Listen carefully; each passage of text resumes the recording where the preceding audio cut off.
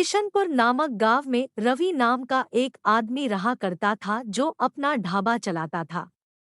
ढाबा बहुत छोटा था लेकिन रवि और उसकी पत्नी जो खाना बनाती थी वह बहुत टेस्टी होता था, इसलिए लोगों की भीड़ उस ढाबे में रहती थी। लेकिन रवि बहुत ही कम पैसों में खाना खिलाया करता था जिसकी वजह से उसकी बहुत ही कम आमदनी हुआ करती थी, लेकिन इससे उसका घर बहुत ही आसानी से चल जाता था और रवि और उसकी बीवी बहुत ही मेहनत और लगन से अपने ढाबे पर काम करते थे। अब गर्मी का समय आता है। बहुत गर्मी होने की वजह से रवि का ढाबा बहुत गर्म होने लगता है और बिल्कुल सामने गांव का एक करोड़पति जिसका नाम धनीराम होता है, उसने भी एक ढाबा डाल दिया। लेकिन उसने अपने ढाबे में दो दो एसी लगा दिए जिसकी वजह से सारे लोग गर्मी में खाना खाने के लिए उसी ढाबे में जाने लगे। और रवि के ढाबे में कोई नहीं आया क्योंकि उसके ढाबे में एसी नहीं था और बहुत गर्मी होती थी। अब रवि की कमाई बहुत कम होने लगी थी क्योंकि सभी एसी वाले ढाबे में जाना जो पसंद करते थे और रवि के ढाबे पर कोई नहीं आता था। बेचारा रवि गरीब होने के कारण अपने ढाबे में एसी नहीं लगा सकता था क्योंकि एसी बहुत महंगा होता है। अब वह अपनी बीवी से बात करता है कि हमें ढाबा बंद कर देना चाहिए क्योंकि अब तो हमारे ढाबे पर कोई भी ग्राहक नहीं आ रहा है।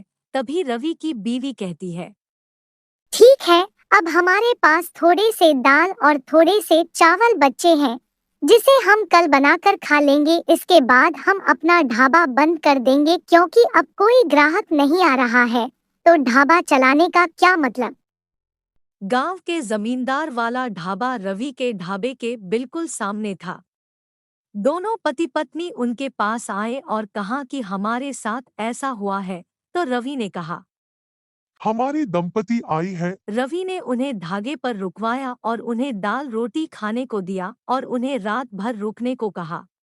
और उस आदमी ने जाते हुए कहा, आपका बहुत बहुत धन्यवाद। तब रवि ने कहा, आप बहुत खुशकिस्मत हो कि आज हमारा आखिरी दिन था और आप आ गए। यह बात सुनकर उस आदमी ने कहा, क्यों आखिरी दिन? फिर रवि ने कहा, हमारे ढाबे में एसी नहीं है, इसलिए हमारा ढाबा अच्छा नहीं चल रहा है और यहाँ खाने के लिए कोई नहीं आते, सभी सामने वाले ढाबे पर जाते हैं क्योंकि वहाँ एसी होता है। इसलिए मैं अपना ढाबा बंद कर रहा हूँ क्योंकि मेरे पास इतने पैसे नहीं हैं कि मैं अपने ढाबे में एसी लगाऊं जब मेरे पास पैसे ही नहीं है। यह बात सुनकर वह आदमी कहने लगा, तुमने मेरी मदद की है और मैं भी तुम्हारी मदद करना चाहता हूँ। मैं शहर का बहुत बड़ा धनी व्यापारी हूँ और मैं तुम्हारी मदद करूँगा। मैं कल ही तुम्हारे पास वापस आता हूँ। इतना कहकर वह आदमी चला गया। अगले दिन वह व्यापारी रवि के ढाबे पर आया और रवि के ढाबे में 3 बड़े-बड़े एसी लगवा दिए जिसकी वजह से रवि का ढाबा गर्मियों के दिनों में भी एकदम ठंडा हुआ करता था। इस तरह उस आदमी ने रवि की मदद की। अब रवि के ढाबा में बहुत सारी भीड़ आने लगी। अब रवि रोज की तरह अपना ढाबा खोलने लगा और हाईवे से जाने वाले सभी लोग उसके ढाबे में खाना खाने आया करते थे।